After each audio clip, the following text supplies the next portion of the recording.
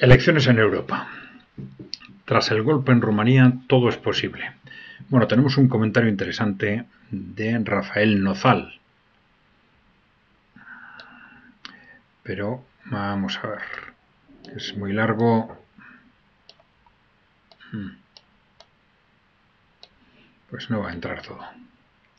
Habrá que irlo moviendo. A ver, tengo la sensación de que en Bruselas a partir de ahora se les va a poner la situación más complicada. Hasta el momento han campado a sus anchas, solo hay que ver de aquel dirigente que no siguiese la hoja de ruta marcada, como Robert Fico de Eslovaquia. 5 tiros y a correr. Elecciones en Rumanía, el ganador no es de los nuestros, pues pucherazo al canto, se le prohíbe la presentación en la segunda vuelta y asunto resuelto. Víctor Orbán de Hungría, solo le falta ser el tío de la hija del exorcista. Los medios corporativos, o medios de intoxicación ya se encargan de contarnos la milonga que corresponda en cada momento. Bueno, efectivamente, describes por un lado lo que está sucediendo en Europa. A esto hay que añadir, bueno, lo que está sucediendo también alrededor de Europa, ¿no? Como con respecto a sus aliados, ¿no? Este intento de golpe de Estado en Georgia, que parece que no está saliendo bien.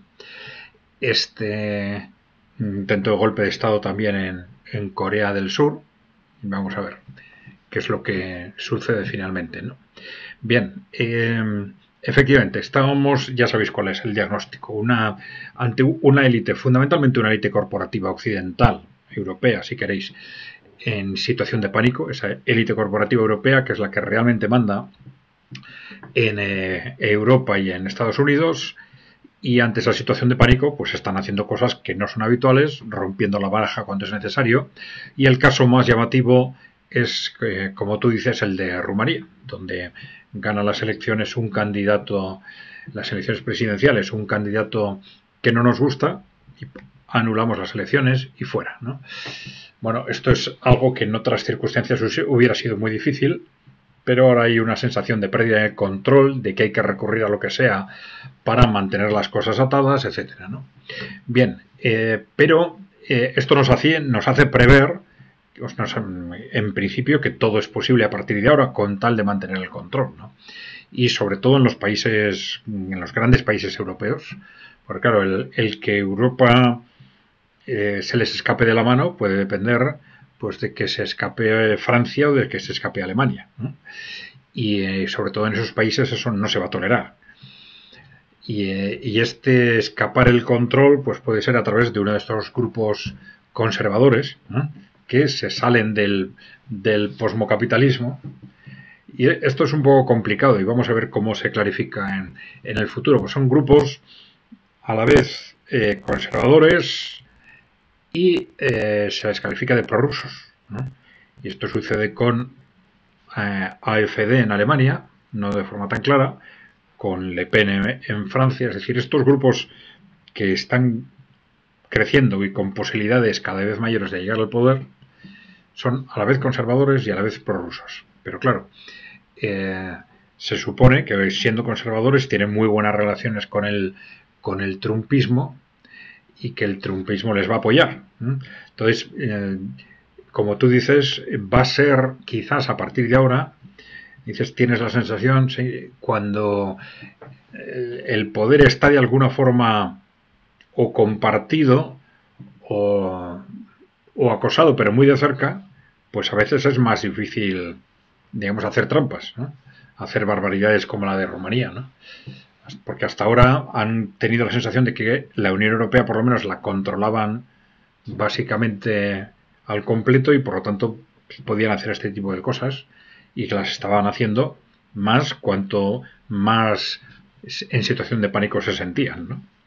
Bien, ahora con el trumpismo esto va a ser posible. Bueno, pues sí, yo creo que tienes razón, que les va a ser probablemente un poco más complicado. Depende el trumpismo hasta qué punto ejerza sus instrumentos, ¿no? Pero todo hace indicar que va a ser así. porque ya antes de tomar el poder Donald Trump, pues ya ha hecho un movimiento clarísimo en Canadá, de hecho impulsando o forzando la dimisión de Trudeau, y este movimiento de Elon Musk con respecto al Reino Unido, que ha levantado una auténtica convulsión política en el Reino Unido, pues va en la misma dirección. También esas declaraciones de Elon Musk a favor de la candidatura de AfD en Alemania. Probablemente también esto tiene relación con lo que ha sucedido en Austria, que por primera vez van a abrir la puerta a que el jefe de gobierno sea del Partido Populista Conservador. Es decir, esto está creando una situación muy distinta en ese marco de debilidad interna. Es mucho más complicado hacer este tipo de cosas, pero también su situación es cada vez más difícil. Estamos hablando ahora de ese partido único globalista que ha controlado Europa y Estados Unidos durante 30 años, pero que se lleva muy mal con el trumpismo, ¿no? Ya sé que muchos de vosotros os resistís a pensar que es algo distinto de ese partido único, pero yo diría que todo parece indicar que sí. Otra cosa es que distinto sea realmente una antítesis, pero sí parece muy claramente que sus políticas con respecto al posmocapitalismo o el capitalismo woke son sustancialmente distintas, y que también sus estrategias geopolíticas, eso no quiere decir que sean buenas, quiere decir que son distintas y están enfrentadas, ¿no? Y pueden ser tan malas unas como otras, eso es otro tema. Pero sí parece que el trumpismo quiere entrar por la vía del mundo multipolar, eso sí, pensando en que dentro del mundo multipolar América tiene que ser un polo muy fuerte y de ser lo más fuerte posible, digamos, renunciando quizás al control global, que le sale muy caro a Estados Unidos, pero sí apostando por un polo americano, norteamericano muy fuerte, ¿no? Bien, esto nos plantea muchas dudas sobre cómo se van a gestionar las relaciones entre distintas fuerzas políticas en Europa, ¿no? En particular porque, por ejemplo, en el ámbito socioeconómico, las posiciones del trumpismo por un lado y las de los países emergentes, Rusia, China, tal, son contradictorias. El trumpismo, si algunos me decíais que es intervencionista, no, es proteccionista, proteccionista de su industria, pero internamente es muy liberal. Impulsa el liberalismo, las privatizaciones, la reducción impositiva, y sin embargo los países emergentes son muy intervencionistas. Y ese intervencionismo les está saliendo muy bien, ¿no? Entonces ahí hay una posición muy...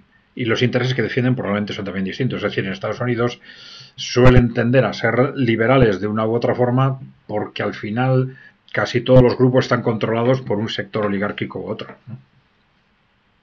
Cosa que no sucede en los países emergentes, ¿no? O sea, los intereses realmente defendidos son distintos, y hasta ahora han estado o están de alguna forma, no aliados no, pero coordinados probablemente frente a un enemigo común, que es el partido único globalista, si queréis, o esa élite corporativa globalista. Pero si y eso va a seguir así durante unos años, pero si terminan derrotando a esa élite corporativa globalista, se verán mucho más claras las contradicciones entre los dos ámbitos. En principio, hay que prever que a medio plazo puede haber una guerra política en tres bandas entre países emergentes, trumpismo y élite corporativa globalista, pero de forma inmediata lo que estamos viendo desde los últimos días es un ataque muy directo del trumpismo contra esa élite política globalista, ¿no? Vamos a ver todo esto cómo evoluciona. Bien, dejarme por favor preguntas o comentarios, y ya sabéis, darle a la tecla de suscribirse si no estáis suscritos. Un saludo.